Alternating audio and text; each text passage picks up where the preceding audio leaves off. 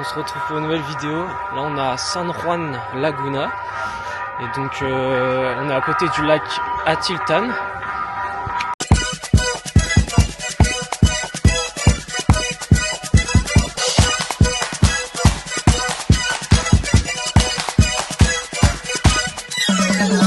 Et donc pour venir ici, je suis venu en bateau de Pana Rachel, je crois que ça s'appelle.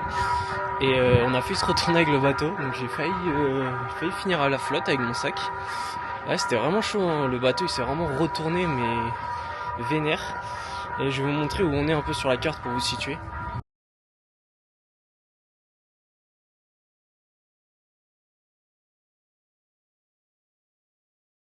Et donc là on va se balader un peu en ville, on va voir ce qu'on trouve. C'est réputé pour les couleurs, il y a pas mal de trucs, les plantations de café, il y a des points de vue à voir en hauteur et tout.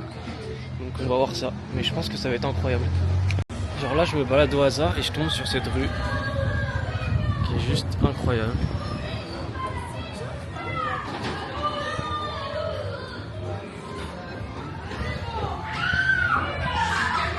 C'est vraiment ultra coloré et tout, c'est grave beau. J'aime beaucoup.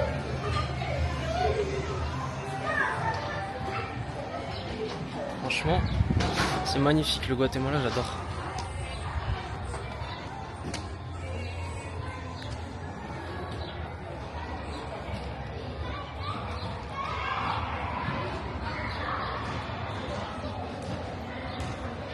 On tombe sur un terrain de basket qui est juste mais trop beau.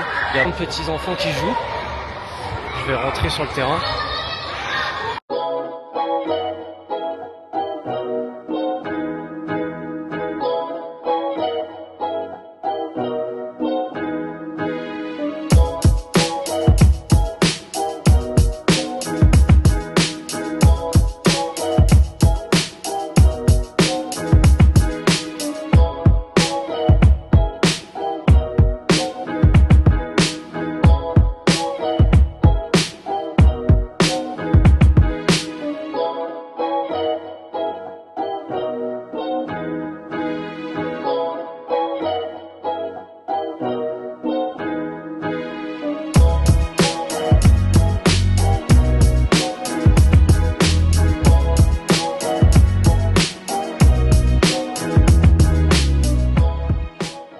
Il y a vraiment des peintures partout, c'est vraiment trop beau, franchement.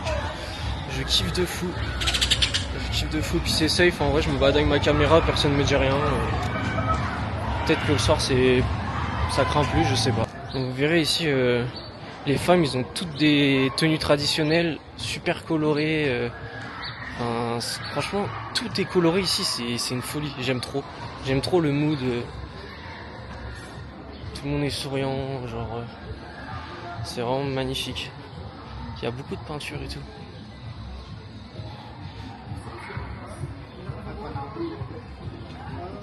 Un peu des tenues comme ça en fait.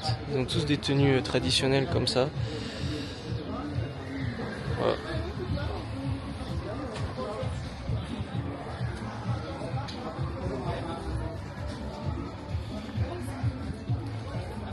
Voilà. On peut voir à gauche. Donc là je vais rester ici pour 4 nuits je crois.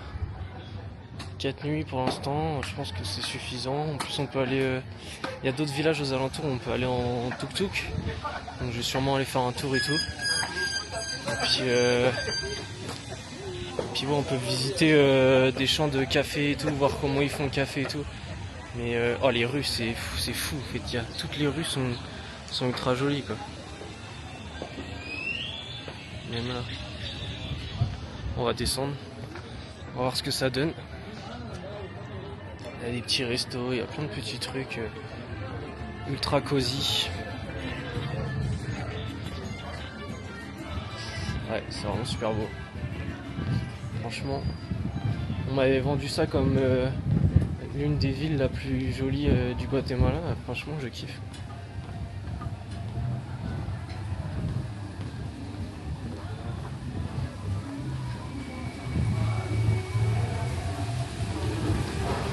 Je sais pas si on voit bien la vue. Et du coup, là-bas, on voit le lac Atiltan. Voilà. là on arrive dans la rue principale et ça descend de ouf, ça descend jusqu'au ponton où on peut prendre le bateau. Mais c'est pareil, c'est trop beau. Regardez.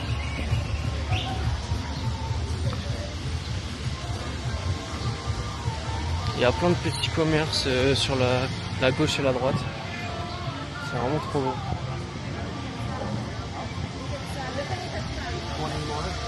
Et ça descend bien. Il y a plein de petites boutiques. Ah, franchement, c'est super beau. Je kiffe de fou le mood de cette ville. Enfin, je sais pas vraiment si on peut appeler ça une ville parce que c'est vraiment petit. Mais ouais, trop beau. On fait tout le tour. Petit vlog. Ça descend très bien.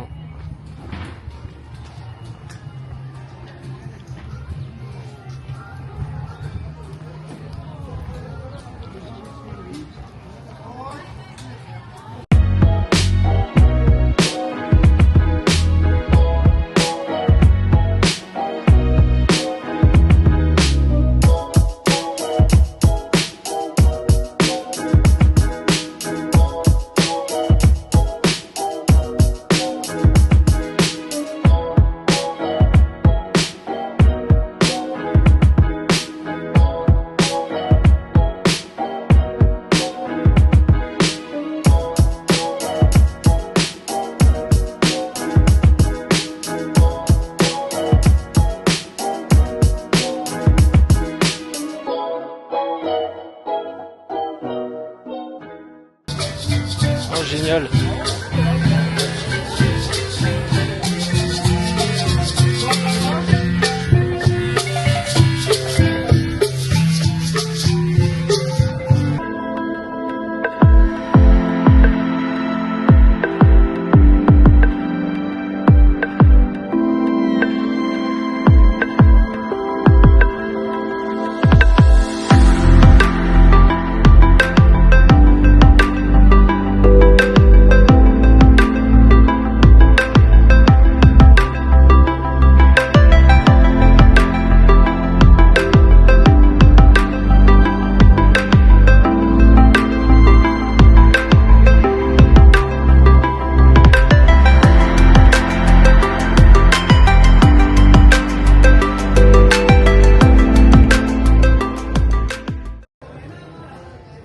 Ah, ils connaissent pas l'existence de Harry Maguire, je crois. Messi, mais le GOAT, Maradona avec la Coupe du Monde. Ouais, Maguire mérite d'être à cette place, mais bon. On dira rien.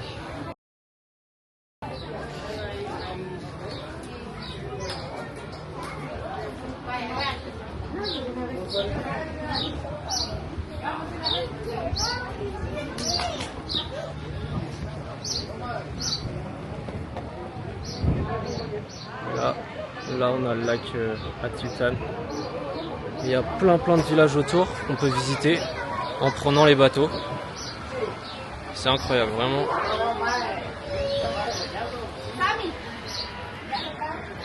Franchement, c'est vraiment super beau, super joli, très cosy. Il n'y a pas tant que ça de touristes, il y a beaucoup de locaux. Les locaux, on les reconnaît avec les tenues traditionnelles, comme je vous expliquais juste avant. Mais c'est vraiment trop beau, vraiment j'aime l'ambiance du truc, l'atmosphère, l'ambiance. C'est super. Là on fait le chemin retour, on remonte. Ça monte dur, hein, putain. J'ai encore des courbatures à cause du volcan de l'Akatenango. Ça monte vraiment dur. J'ai plus de cardio, plus de jambes. Je suis dans une condition physique catastrophique. Bon, je profite qu'il fasse beau pour aller au Mirador. C'est le point de vue en hauteur. Vu que c'est dégagé, il fait beau, à mon avis, on va avoir une belle vue. C'est tout en haut là. Vous voyez la croix blanche, je sais pas si vous la voyez. On va tout en haut. On va aller voir ça. Bon, ça y est, on est parti pour monter. Le Mirador, on a payé 30 quetzals. Ça équivaut à 4 € je crois. Il y a plein de petites boutiques encore tout le long.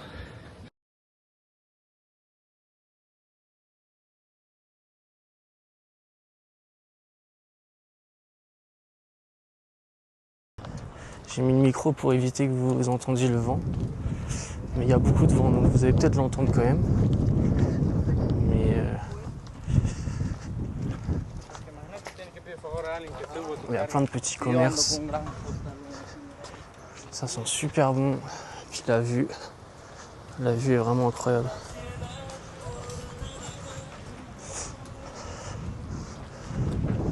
Non, c'est trop.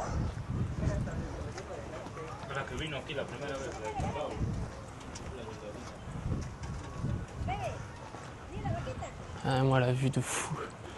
Avec les montagnes et tout.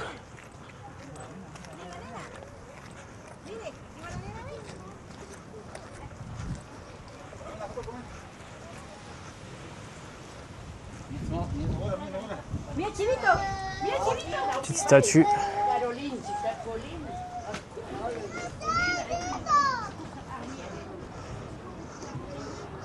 On va faire le tour du Mirador. Putain, mais la vue. Regardez-moi cette vue de fou. Avec le lac Atiltan. Et moi, hier soir, j'étais tout au fond là-bas. J'étais tout au fond là-bas, à Panarachel. Enfin hier, ce matin en fait, qu'est-ce que je raconte? C'était ce matin. Et je suis venu en bateau, on a fait tout le tour et on a failli se renverser parce qu'on avait mal réparti le poids dans le bateau. Entre San Pedro, qui est là-bas, et San Juan là, et ben on a failli se renverser là.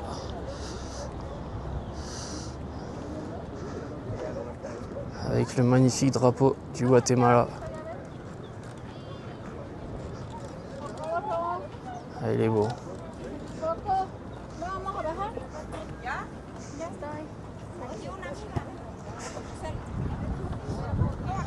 Et là, on a la ville de San Juan.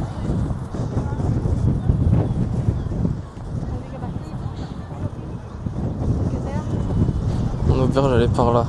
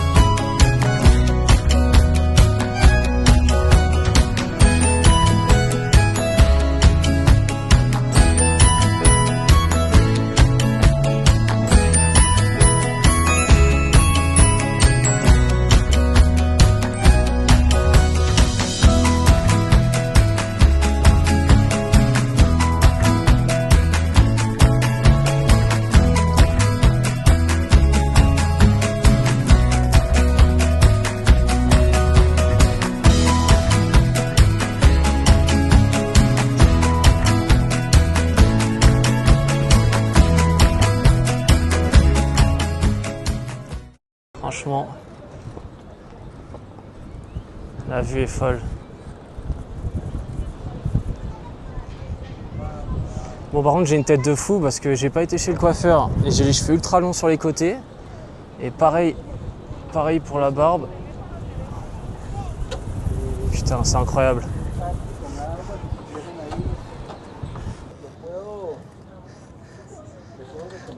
Ouais, je vais le laisser faire. En gros, tu balances la pièce et tu fais un vœu. Je vous cache pas que j'ai que des billets, donc on va éviter de balancer les billets. Ça ferait un peu chier. Et je suis pas sûr que ça fonctionne avec un billet. On va aller se poser, boire un petit coca parce que là, j'ai super soif. Et j'ai vu qu'il y avait un petit bar vue lac. Donc peut-être qu'on va payer plus cher, mais c'est pas grave. J'ai envie de me poser un peu, profiter de la vue. Avec une petite boisson fraîche. Voilà, on s'est posé avec une petite vue. Bon là on paye la vue, hein. J'ai payé 10 quetzales la boisson, alors que normalement ça coûte quoi, 5 même pas. Mais la vue est incroyable. On va goûter ça. Je sais même pas ce que j'ai pris, un truc à l'orange. Je connais pas du tout. Naranja con soda.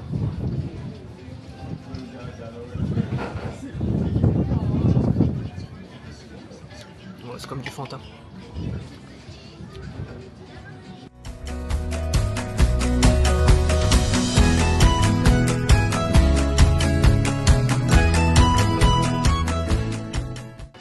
Et là on est dans le petit bar, tout seul. Trop bien. Franchement je kiffe.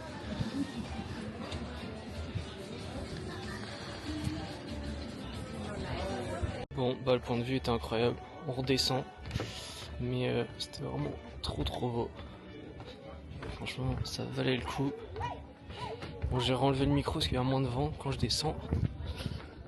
Mais ouais, purée, une vue de fou, de zinzin. J'ai pas beaucoup de vocabulaire, j'ai l'impression de dire la même chose à chaque fois. Mais j'en prends plein la gueule. J'aime trop ce pays. Et je sais qu'il y en a beaucoup qui me demandent si j'arrive à faire des rencontres et tout. Mais bah ouais, j'arrive à faire des rencontres. Je rencontre pas mal de gens et tout. Mais vu que je bouge énormément, bah c'est des rencontres qui durent pas. Mais je fais plein de rencontres et tout, enfin, c'est trop bien. Mais ouais, la plupart du temps je suis solo et ça me va très bien aussi. Sinon, concernant un peu l'histoire de San Juan, c'est une ville qui est connue pour son artisanat, notamment de meubles. Très connue pour ça, et elle est très connue aussi pour tout ce qui est plantes et fleurs. Et elle exporte même ses fleurs à l'international, et c'est vraiment une ville réputée pour ça. Alors quel type de fleurs, bonne question, j'en ai aucune idée. Mais ouais, connu pour ça, pour le café aussi, comme je vous disais juste avant. Voilà, pour le petit point histoire. Bon, je viens de me réveiller, je suis tout seul dans le dortoir. Je vous montre un peu. Franchement, moi je dors en bas, très tranquille. D'ailleurs, aujourd'hui on met le maillot du crack. Monsieur Samuel Lorick qui a fait une passe D et qui a marqué hier. Purée, il est trop chaud ce mec. Et on va aller visiter les champs de café. Et on va voir ce qu'on fait aujourd'hui, sinon après. Il a l'air de faire assez beau, ça va. Allez, c'est parti. On vient d'arriver à l'endroit où ils font les plantations de café et tout. Donc on va visiter, ça dure 1h30, j'ai payé 175 quetzals. Ça équivaut à un peu plus de 20 €. Et on a une dégustation de 2 cafés après, donc on verra bien ce que ça donne. Mais je pense que ça va être assez intéressant. J'ai un guide en anglais, donc et puis je peux filmer, donc on verra bien ce que ça donne.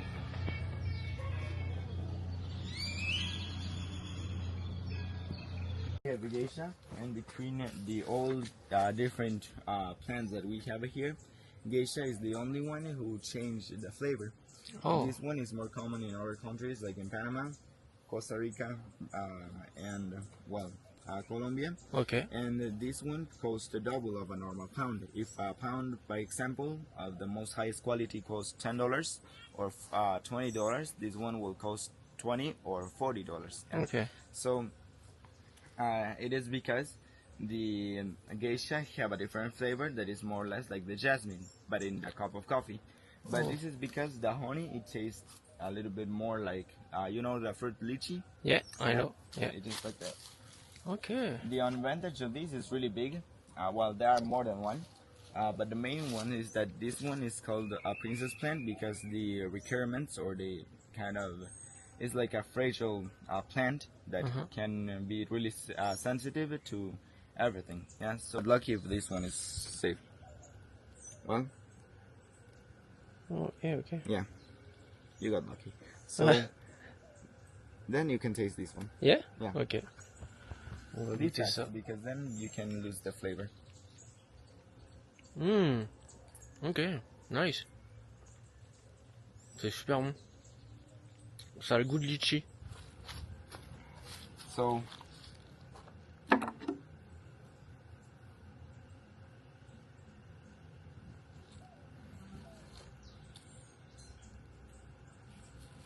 these are the three processes of coffee around the world. The most common and what we manage here in the cooperative, it is washed. wash process is a process that, well, as the name say, we need to wash the coffee bean. Okay. Because the objective of this process is to extract the honey off of the coffee. So first we ferment it in 36 hours in water to take off the honey. I just do a small example of a couple seconds. After that, we should wash it or take off the last part of our honey and water.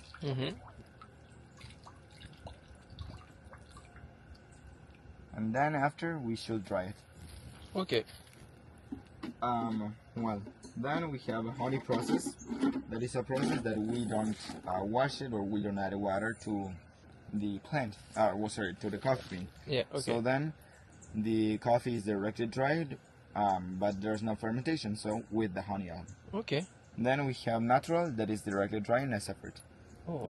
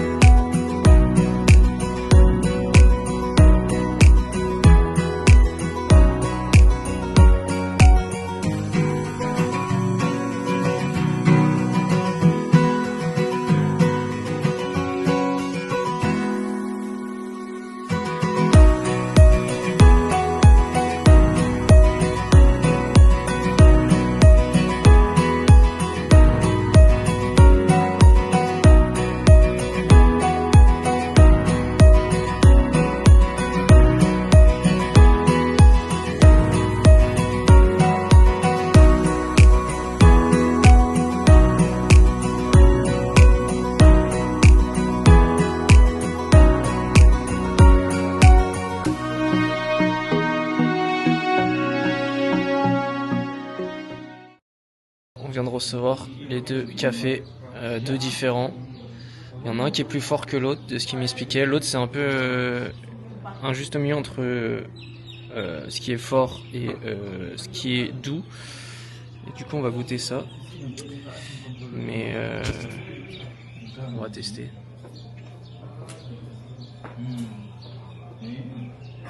Ça sent tellement bon par contre.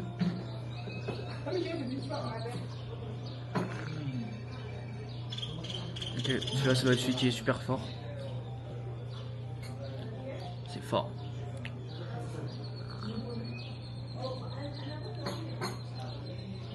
Ah ouais. Wow.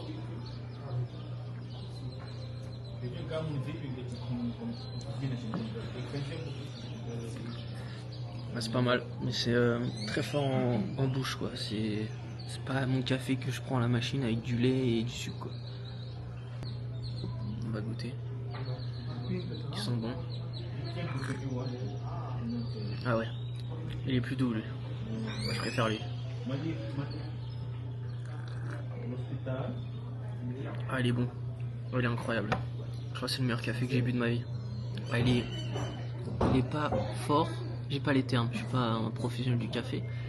Mais il a un juste milieu entre le côté amer et le côté sucré. Genre il est vraiment bon pour le coup. Bah voilà, j'espère que la vidéo vous a plu, que vous en avez appris un peu plus sur comment se passe le processus pour faire du café. Puis voilà, hein. On se retrouve pour une prochaine vidéo.